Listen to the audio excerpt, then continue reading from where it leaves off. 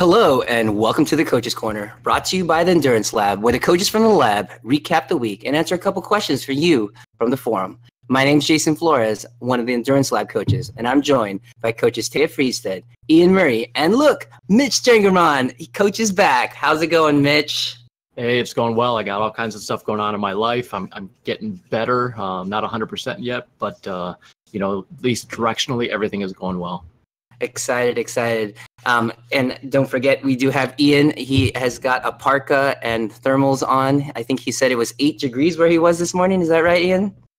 Oui, je suis ici en Québec, Canada, pour faire la classe de course de France. Et il y a 8 degrés Celsius maintenant. Et c'est beaucoup chaud, beaucoup froid. There you go. And Taya's going to translate that for us. In Spanish. It's, oh, no. I thought you were going to do it in Portuguese. Oh, there you go. We can do it that way too. Awesome. And then Taya is, I think, underwater there in the Chicago area with all the rain that she's having, I think. So we are all struggling, but luckily to have a place to come to talk to all of you, the Endurance Lab riders, as well as a place to ride on our indoor trainers and on our treadmill. So we'll go ahead and get started here on the Endurance Lab. We are week 4, and we are going to get started. So let's go ahead and jump into this week in the lab. We're going to start off with strength and the multi-sport report. We got a couple workouts, and Ian definitely posted a very, very fun review of how you can do workouts anywhere. So let's throw it over to him and tell him about this new workout that he just came up with. I think I demoed this maybe at the end of the last lab, but now it is in our lab. So how'd it go? Yeah, so first off, like I was saying in French, it's very cold here. In fact, it was so cold that I even messed up my French, but that's okay. The workout we did today or this week was butt crusher. That was one of our top strength workouts, and it's one that is really, really focused on the glutes and on the upper leg muscles, but you also have to do a lot of balancing with it too. So you're definitely going to work the small muscles as well as the large muscle groups. So we do have the video up on the Endurance Lab YouTube channel. I had to do it in a hotel gym that is really the size of a small walk-in closet with a bunch of equipment thrown in there and not a lot of space. So I also had to do some editing on that, as I had numerous people walk in and out of the gym through my camera shots. So yeah, kind of looking at me like I was a weird person. And if you notice on the video, I am talking, but there's no sound from me because I did not have it set up to record sound. So that's why I had to do the voiceover. But yeah, so it worked out. But it's a great little workout. It's a 25-minute or so, 30-minute workout.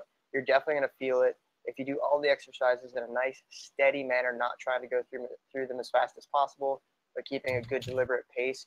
You will definitely feel it, and it will help you out in the long run as far as providing some of that strength and some of that strength endurance for the harder efforts. Moving on through the week, though, this week we had a really good run week. We had the 2x8, 2x12, 16 with a 400 kicker. That's a workout designed to help you build that kick at the end of the race. So those of you who don't do a lot of running, 800s I think are by far the worst speed intervals you can do, because a 400 is one lap around the track. That's no big deal. It's one lap.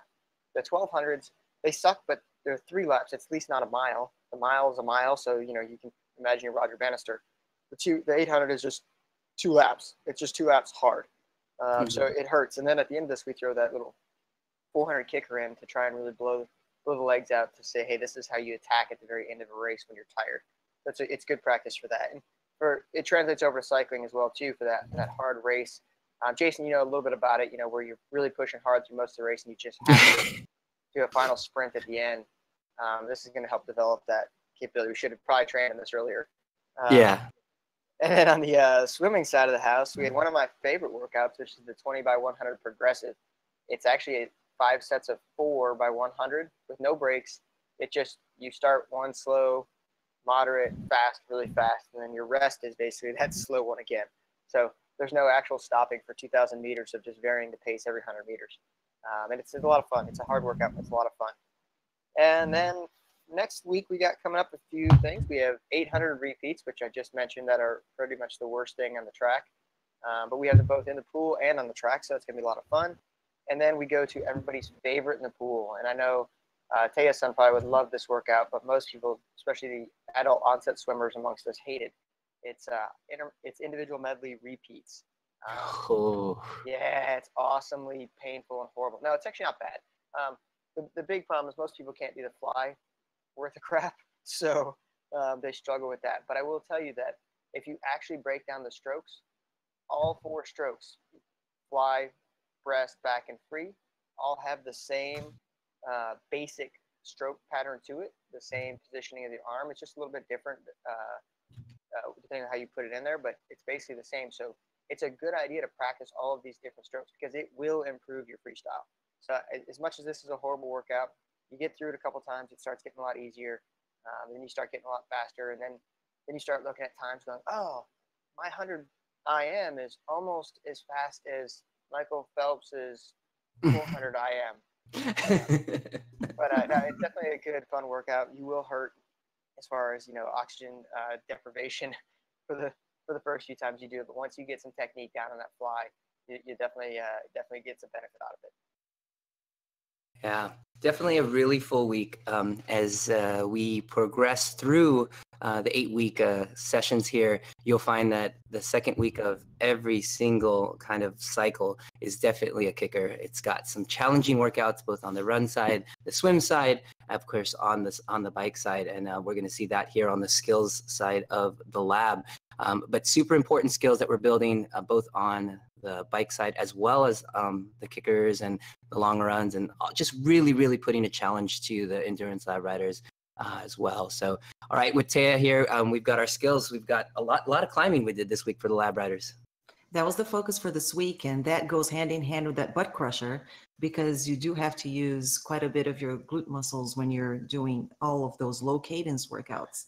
So we had 2 workouts focusing on climbing, one on slightly longer intervals, simulating a 4 to 6% grade short climb with a kick at the end. And the RPMs here were between 60 and 70. And then we had a lab hill repeats with sprints. So those were simulating the end of a very steep hill or a 6 to 8% hill, not very steep, but 6 to 8% hill. When you get towards the end and you bring the power up, then you get out of the saddle and sprint to the top. So the other thing we had on the calendar here, and some of our riders are still going to be doing this weekend, is the power attack, contra attack intervals. And those are designed to simulate attacks and counterattacks that often happen in the third quarter of a race. So excellent workout there. And then we close the week with our endurance ride, which is a longer ride mixed in with tempo to build that endurance as well as stamina for long events.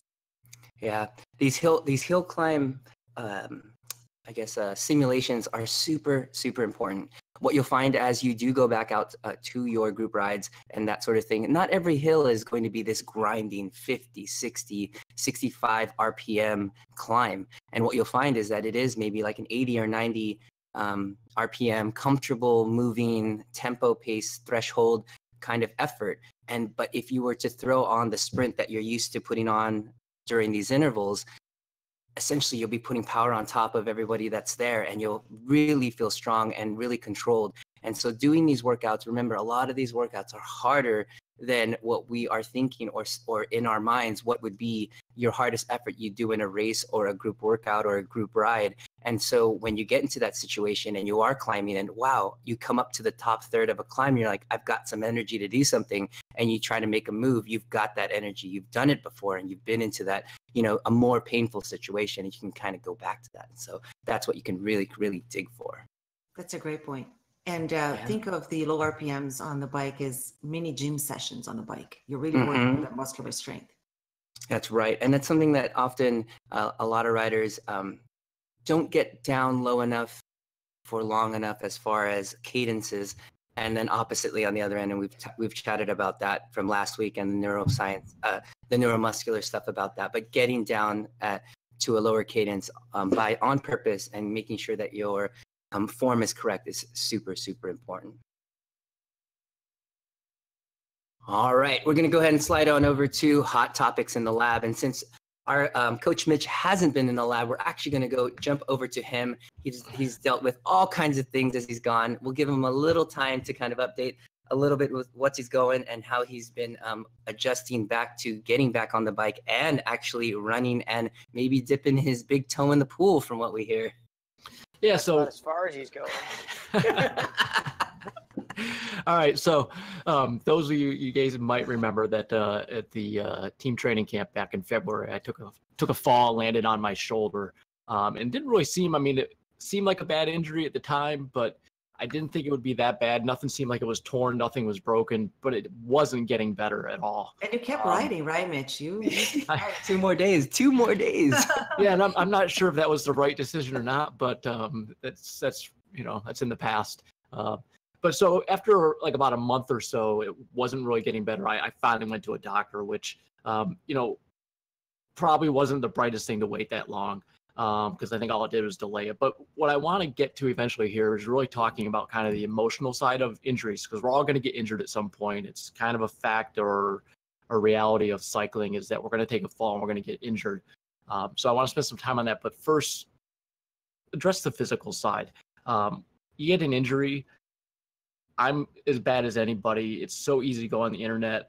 I've self-diagnosed stress fractures, IT band syndrome, Achilles tendinosis.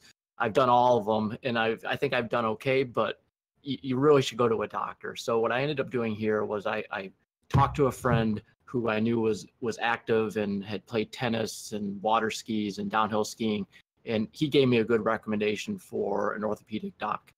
Went to the doctor. They did the X-rays. They had me do a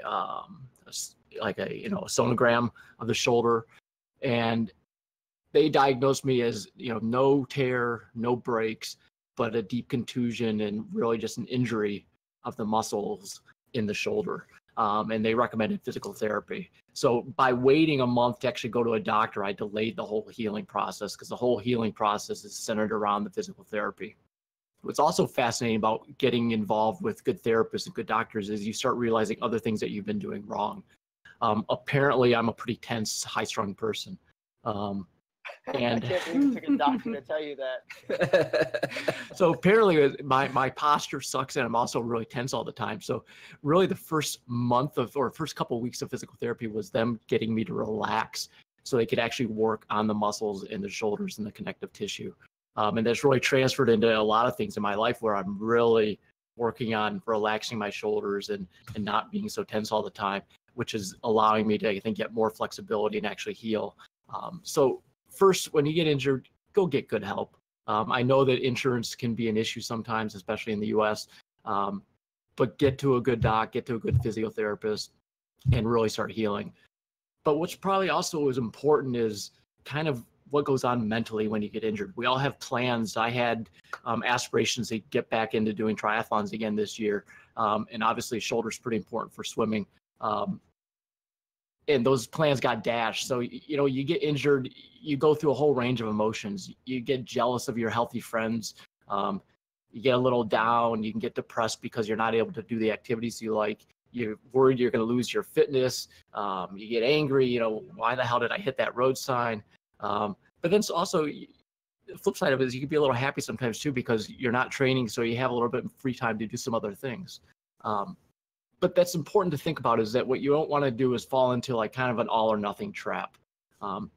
Recognizing that you can't exercise. Like a couple weeks into my physical therapy, she actually told me, look, I just want you to take time off of running and cycling too, which was really hard because, I couldn't swim, but at least I could ride and I could run. And she said, let's just do 1 week off and see how it goes. And unfortunately, or actually a good thing, was after a week I was getting more improvement. So she was like, I want you to take another week off. So I had 2 full weeks of doing nothing.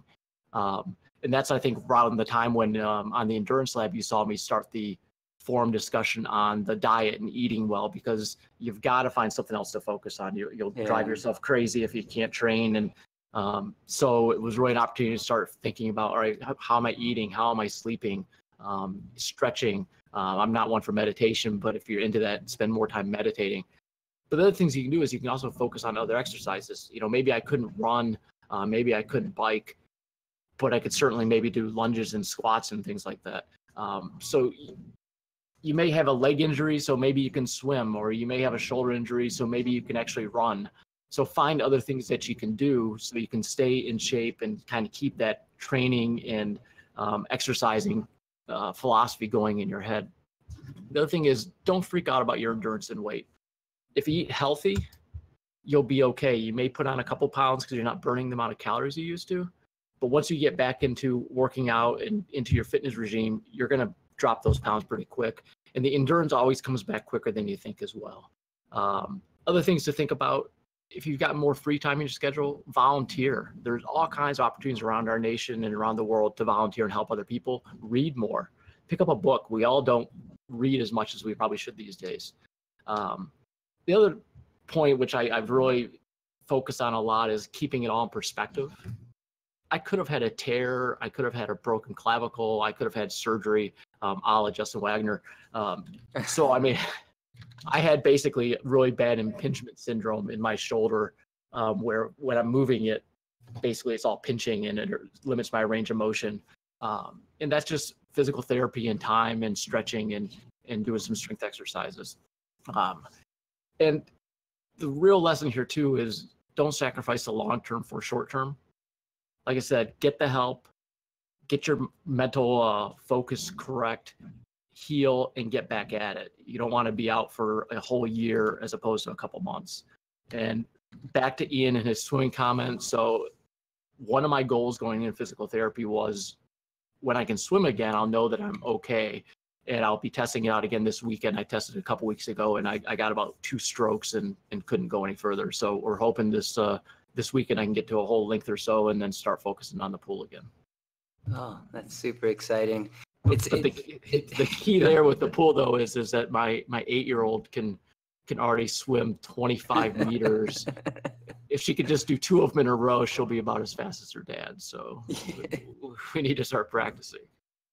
Yeah, she's gonna outswim you there. It sounds like we've got a lot of swimmers in our group. There's lots of stories on the forum and on the group page about our kids going to do swim stuff. So super exciting to see our young ones getting involved. But it has been a tough road there, Mitch, and kind of watching you go through it. It's been tough on our end as far as kind of seeing one of our friends go through that. But it's something that either ourselves or someone close to us is going to have to go through. So having that support and seeing that group next to you, I think can definitely help, keep you strong, keep you moving forward, Yeah, no, I mean, friends, family, it's all important.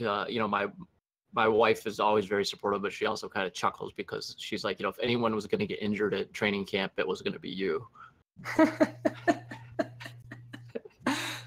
But I mean, what can you do? I mean, you heal and you get back at it. Yeah, absolutely. So with all of this, kind of putting things in perspective, and I think a lot of some of the other topics here today are like that. It's just to making sure that you're keeping a whole round approach, making sure you're keeping a sound kind of thoughts around our training, making sure that it's not everything there.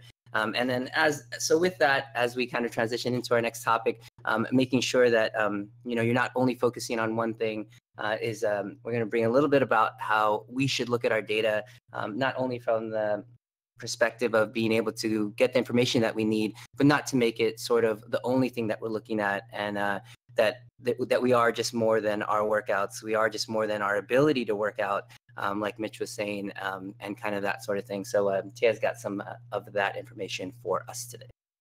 And for full disclosure on this, before you start, Tia, I disagree with that statement, Jason. Go ahead. I want to make sure Jason doesn't speak for me. It is everything. He does speak for me because I think he just pretty much concluded on the topic I'm going to cover here.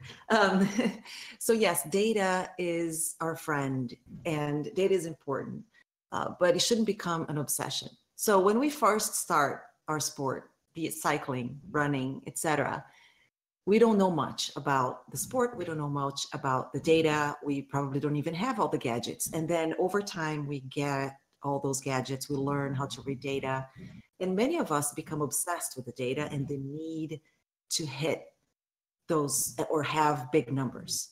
And we want more of that. We want bigger, we want better, because, well, of course, we're working hard, but it can be a trap that can compromise training and can compromise positive results. And I'll explain why. If we're only focusing on the numbers, right? Somebody's only focusing on the numbers, you end up losing touch of how you feel. In other words, your intuition. So you look at the numbers and you believe that what the numbers are telling you is exactly how you should be feeling. And it's happened to me, right? I would look at my numbers on Training Peaks and I would say, wow, look at this training stress score for the week. I should be really tired. I'm so fatigued that when I go to my next workout, I'm really going to hurt. But the numbers only tell part of the story. And we have talked about this before in other episodes of the podcast here, that it is how you feel is just as important. And no software will be able to predict everything that goes on in your life, everything that goes on in your mind, everything that goes on in your body. So it really is important to keep in touch with that intuitive side of how you feel as you work hard, as the week progresses. The other thing that can be a trap, you get into the eternal chase for more. You chase bigger numbers, you chase better numbers, you start to believe that an effective session, training session is the one that leaves you completely wiped out, or the one that has a big number attached to it. When that is not true, you can build fitness and speed and efficiency with workouts that don't have big numbers attached to them. And 2 episodes ago, we talked about VO2 and how training stress score in VO2 workouts is very deceiving. It looks small, but there's limitations on how Training Peaks calculates that, and Training Peaks themselves recognize that. So again, you go back to how you feel and your intuition on what that workout is doing for you, and trust your plan, trust your training. The things that you're doing. That's a great point, Faye. Sorry to interrupt, but that's a great point. When I do 400-meter workouts on the track, I'll do 12, 15, 400s, and the workout might only take 45 to 55 minutes. Yeah. TSS may be low because there's a lot of rest time, but I will tell you the next day, if I pushed hard on those 400s, I am trashed. Yeah. It would have been 70 TSS, but I feel like I did 190. Yeah, definitely on those very, very high end efforts. That's equal to some of the sprints that we have and on the cycling end. But man, yeah, those high ends will definitely take it out of you. Yeah. And so obsessing over those numbers, right? So let's say you want a certain CTL, which is the your chronic training load, which is one of the measurements in Training Peaks, at a certain point, because you believe that that's the right number for you. And or you start bragging about your FTP. All of a sudden, all your Strava posts have a picture of your normalized power for the ride. That's when you should start catching yourself and really asking yourself, whoa, let me take a step back here, right? And you start comparing yourself with others. Well, that's to some extent fine. But really, that can lead into the trap of overtraining, into the trap of, and you might wake up one day and see that, wow, I'm not hitting big numbers anymore. I can't hit the numbers, or I can't train as hard, because you always want more. You're in that chase for more, and it's never enough. So really, a better approach here is to use the numbers in conjunction with how you feel to interpret the numbers, but focus on skills and on your speed. What are the things that are making you faster and better out there? You can continue to progress without driving yourself to the ground and completely exhausting yourself, because what will happen is you will plateau. You're going to keep working so hard that now you're not making progress anymore. This is when we see people that can't stop training, right? They can't take a day off. They have a hard time taking a break and recovering. So focus on the other things that we have here in the lab, for example, high cadence, acceleration, body position. There's so much that can be improved. And then use the data to help you craft a plan for your ride and your race. So data can be your friend when you're out there and you say, you know what, I've done this in training. I can do this for X amount of time. Or this is good because I know I can recover from this effort, right? So use data that way. So data is your friend, but it shouldn't control your training. Make adjustments to the numbers when necessary. If you're not feeling good, it's okay that your number is lower for that training session. you have illness or you took time off. All of those things affect your numbers, and adjusting them is not a demerit. Well, and that's a great point, because I think a lot of people forget that the purpose of training is that it's training. You're training a very specific, training for a very specific physiological response. You're not training to hit a number. Right. You know, for those of us who are doing races, and then in the race is when you actually measure yourself for how your training went, not just the training, how much TSS can you get, because it doesn't really matter if at the end of the race, if you can't finish the race off, you can't close it out, you get dropped on the climb because you're just so strong, you spent the entire day on the front. Well, hey, guess what? And you may have been stronger, but you're also dumber. So congratulations. Right. That's the way it goes. And you know, we used to laugh in boxing. We called the guys the heavy bag champions. They will just do all this work on the bag, and they're just amazing. They get great form on the bag. You know, that's wonderful until they get punched in the face. And once they get punched in the face, everything goes out the window. So, you know, you have to really pay attention to your data to make sure you're doing things correctly. But if you're focused so much on your data that you're not actually preparing yourself to do what you want to do to get to where you want to go, then great. You're just a training machine. You're not racing. You're not actually going for your goals. That's Yeah. right. We deal with this a lot. Oh, go ahead. For the data crunchers out there, so we're talking about numbers. I'll use myself as an example. I have been on the data obsession side, and I moved on to not worrying about the numbers anymore. But out of curiosity, recently I went back to WKO4 and looked at my data this year compared to last year. I am doing, on average, 200 TSS, fewer TSS a week. Yeah. 200 fewer TSS a week. And 2,000 kilojoules less as well a week. And I am faster and stronger than I have ever been. Yeah, we deal with a lot with this in the lab. So whether somebody has a lot of time to work with and they're able to get a lot of TSS in through a week, or people who have a very short time to work with, and always looking at that CTL number once they kind of learn what it is and how and what it stands for, and trying to keep that number, you know, let's say all throughout the year. You know, myself, I've struggled with this with the change of in the move, and you know, new business that I'm involved with, and looking at those numbers, and you know, just making that mental shift that you have to make, or that you have to kind of get across to a rider, letting them know that, you know, a lot of these things are skill based, and getting the fitness that you need to finish your rides and your races, and to do well and to feel strong at the end of a race is important. So definitely super important. Yeah, and I think people need to take a real close look at what are they trying to do. You know, if you're focused on bike racing, there's very few events at the level that most of us are at that you're going to have to worry about being able to do 300 TSS, 350 TSS in an event, right? Or at least not at intensity. So, you know, you don't necessarily have to pull 800-900 TSS weeks, 1,000 TSS weeks. You know, for some of our triathletes, they may have to do a little bit more because, you know, like I'm just looking back at my half Ironman in November.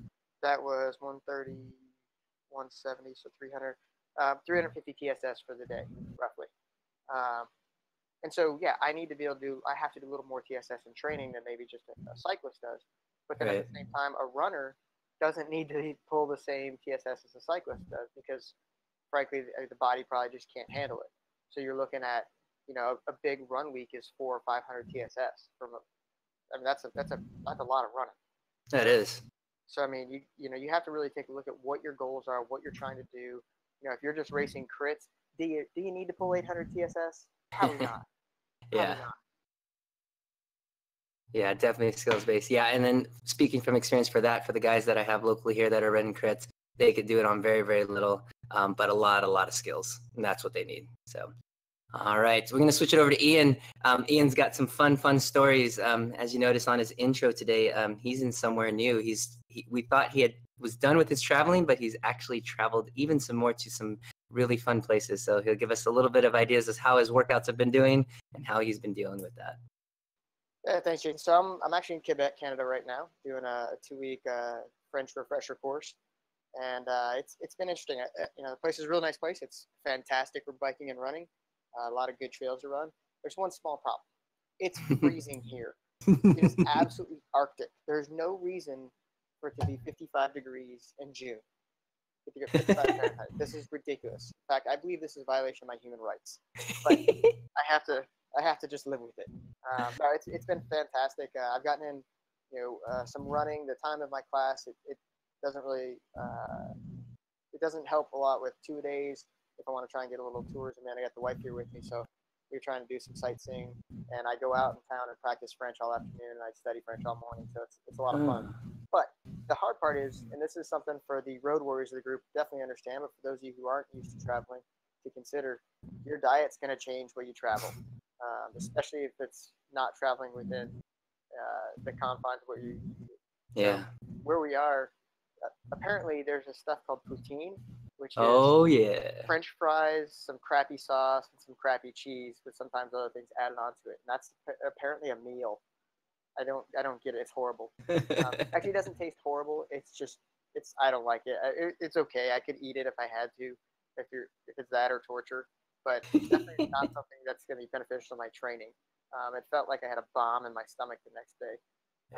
They also have these things called ketchup chips, which are basically, I think, if you find potato chips and white dog poo on them, that's what they take. Actually, it's like some ketchup powder. You have to ask our Canadians in the group. Yeah, Stefan, they love it. Love that stuff. I was like, this is the worst thing I've ever eaten in my life. But it's horrible. But they have great pastries. Full immersion. I love it, Ian. Full right. immersion. Full immersion.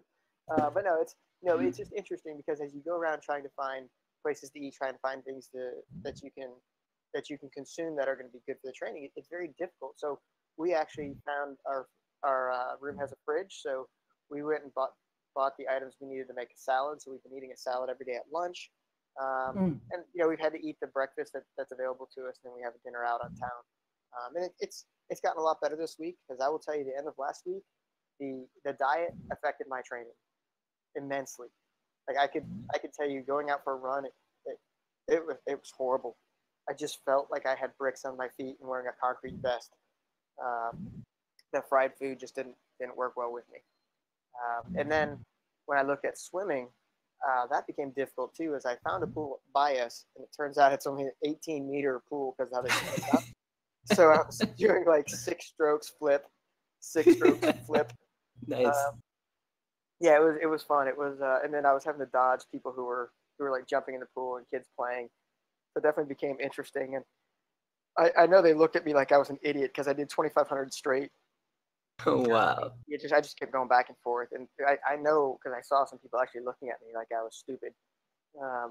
But I found a better pool the next day, and so it was good. But it's been very difficult. Unfortunately, I have Stefan here, so I was able to get one ride in using his wife's tiny felt bike. And when I got out of the saddle, my knees were hitting the elbow pads, the handlebars.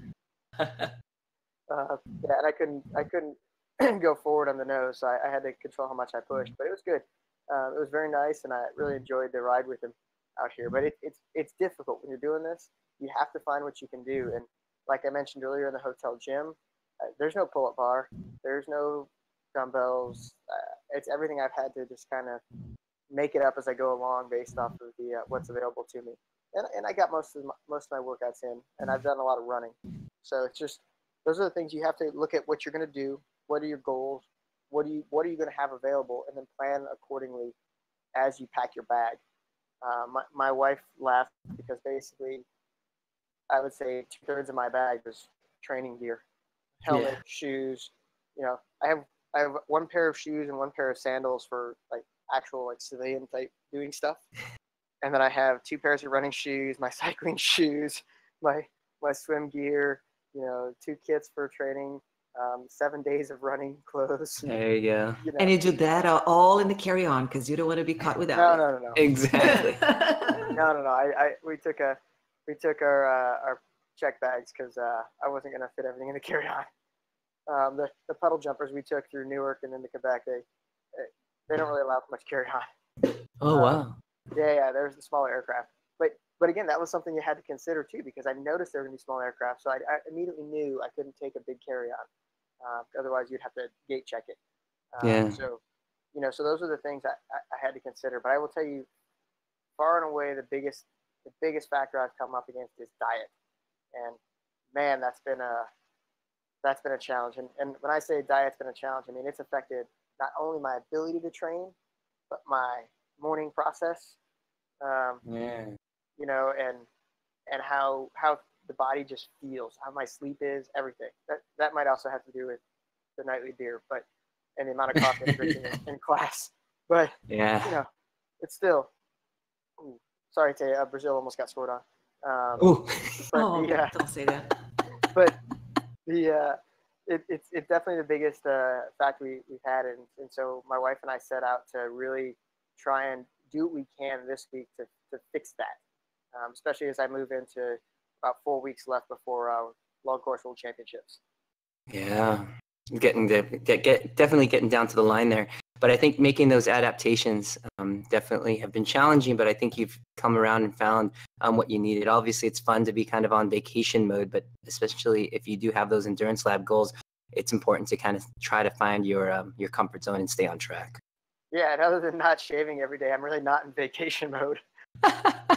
It's over arrow, This is true. This is true. The good thing is I did bring my natural drag suit for the swimming pool. So that's good. So when I get back home and get prepped for the race, I'll be a little more hydrodynamic. Speaking of that, shout out to our lab riders who are on vacation in awesome places, and they took their bikes with them, and they're doing workouts out on the road in places such as Mallorca and others. So yeah, we don't like Jackie anymore. Too much travel. Or Sarah. Sarah's like in week 3 now. Yeah. Yeah, I think what we need to do is start our endurance lab. Hire your coach to come out on vacation with you. That's right. There you go. There's a special add-on to your lab. We'll come out and to your exotic place to help you train at your wonderful vacation. That's right. We pay all the expenses. We'll only charge $10 an hour. That's right. There you go. All right. Thanks, Ian. Thanks for joining us today. I know you have to head off to class. So thanks for coming in and dropping in on the Coach's Corner. So I've got one last thing before we go today. It's something that came across late on the channel, and it might have come across your social media feed. But I think it was just over the weekend, there was a health expo in Vancouver where they were selling $38 bottles of water labeled as hot dog water. So pretty interesting. It was supposed to support weight loss, but it looked like it was, in the end, something that was used to bring awareness to people at the expo and just kind of getting an idea of what people were kind of looking at as what a health thing was. So if you get a chance to look at this article, it's definitely kind of a fun read. They were touting it as a keto compatible, gluten-free, filled with some protein infusion as well as some electrolytes. So I guess we could use this as hydration, you think, guys, after workouts maybe? The brand is called Stupid People Water. Stupid People Water. Well, but however, who cares, because the bottle was so fancy. It was clear, and you could see the contents of the hot dog floating up and down in the water. Oh God. Yeah, because that's what I want in my water. Pieces of just like mashed up nastiness. Yeah, so I think they sold, I think it was 60 liters worth in a couple hours. And I mean, you're going for, was it $38 a bottle? You can get 2 for $70. It was nuts. So there was a fine print too, but no one bothered with that. Nobody did with that. So again, with the maker, he spent a good amount of money making these bottled waters, but they were hoping that the absurdity was to encourage essentially critical thinking to these products that are related to marketing and this role that it plays in our purchasing choices. Essentially, seeing something like this, you're thinking, oh wow, this must be the latest craze. This is like the new coconut water. And that sort of thing. And, I think it touted as, many smart people with quote unquote people with backgrounds in science helped create this best version of hot dog water that they could. So apparently 60 liters worth of people missed the joke. Yeah. Exactly. Although I want to meet those 60 meters worth of people because I have some bridges that I want to sell. All right, I got to jump off. Y'all have a great morning. Thanks, Ian. See ya. Thanks, Ian. So just with that, as we do look at fads, and we do talk a lot about a lot of different nutritional things here on the Coach's Corner, and that is one of the reasons why we have, Coach Andrea Cullen here to make sure that we keep ourselves grounded and make sure we've got good science and are making good choices and trying to understand. A lot of times there's a lot of clickbait out there, and you could see a lot of things that are interesting and may catch your eye, but going deeper, finding the reason why something may work. And if you do want to try it, like Andrea has said, it may be worth a try, but not focusing everything around it, because really when it comes down to is consistency over time and that sort of thing to really reach your goals. So yeah, just an interesting article. So let's see. So for On the Horizon, we've got a pretty good week coming up. We've got a big week. This is the second week of a build. And like I said earlier, these typically tend to be a little bit on the tougher side. So we're looking at Pick Up the Pace and VO2 Explosion. And Taya, if you could tell us a little bit about those. And then the kitchen sink, which I know is a new workout. So the Pick Up the Pace is exactly what the name suggests. You start building up, and then you hold at sweet spot, and then you really pick up the pace all the way up to 115% of FTP. And you do so 3 blocks of those, which is supposed to be, a fun workout, but really building those skills of being able to sustain and build power on top of power as you go on and your legs are getting a little tired. And then the VO2 Explosion is a workout that is designed to fatigue your legs. You're supposed to go to complete failure on that one. So pay attention please, to the video explaining that workout, which gets posted every weekend in the lab, in the forum, where I explain how you're supposed to take on that workout. And then the kitchen sink is what the name suggests. It's got a little bit of everything.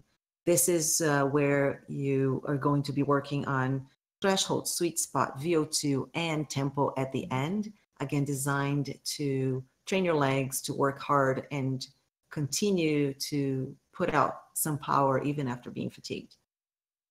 Yeah, definitely a really good week. I actually did pick up the pace at the beginning of this week. I'm actually doing the workouts just 1 week ahead to keep ahead of our riders. But it was the day after I rode and raced the CVR finals.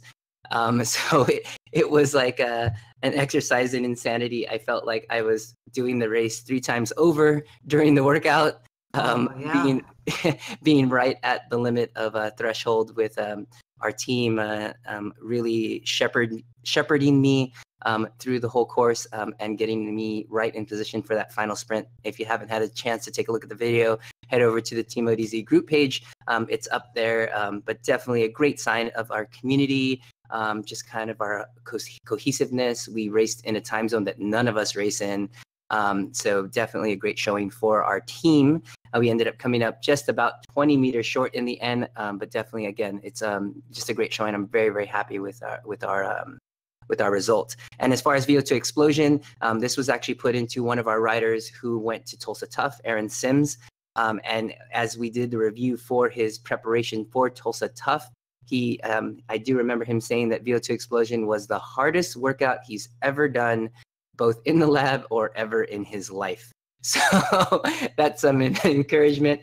But he did feel that he succeeded. Yes. If you drive your legs to failure, you succeeded on that workout.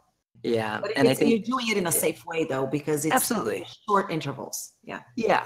Absolutely. And I think it's one of the things with the design and kind of nature of the races that he did in Tulsa when he went, it definitely lined up for what he needed to have as he went. And so great job for him for getting through all the races there and doing well. And, 100 to 150 people in a crit is busy. So wow, yeah, absolutely. That race is a big race.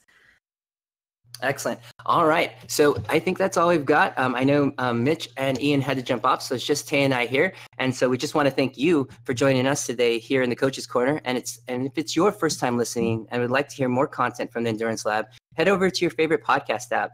and search the Endurance Lab, or head to YouTube and search the same and click subscribe. For more information on when our next lab is, head over to the endurancelab.fit, to where you can learn to join us to train smart, learn more, and get results. And we'll see everybody next week.